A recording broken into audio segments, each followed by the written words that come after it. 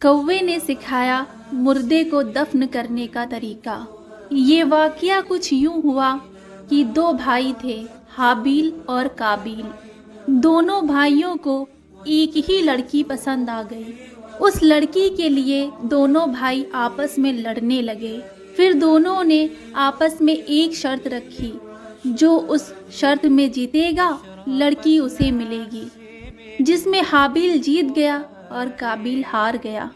काबिल को ये बर्दाश्त ना हुआ और उसने अपने भाई को कत्ल कर दिया। जब अपने भाई को उसने मार दिया तो उसकी लाश को लेकर 2-3 दिन तक वो भटकता रहा। उसे समझ नहीं आ रहा था कि उस डेथ बॉडी का वो क्या करे। फिर उसने देखा कि 2 कौवे आपस में लड़ रहे हैं, जिनमें से एक दूसरे को मार देता है और फिर अपनी चोंच से और पंजों से मिट्टी खोदकर उसे उसमें दफन कर देता है। इस वाक़ये से बहुत सारी चीज़ें सीखने को मिली। हसद, जलन शैतान के सबसे बड़े हथियार हैं, इंसान को बर्बादी की तरफ ले जाने के।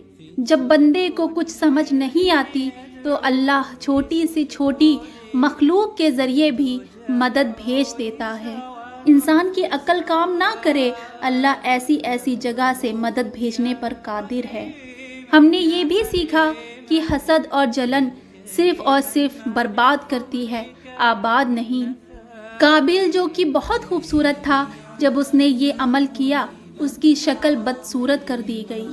शैतान के वार में आकर उसने आग की पूजा शुरू की, माज़अल्लाह। रोए ज़मीन पर सबसे पहला कत्ल काबिल ने किया और अब क़यामत तक जितने भी कत्ल होंगे सबका अजाब उसके सर पर भी जाता रहेगा।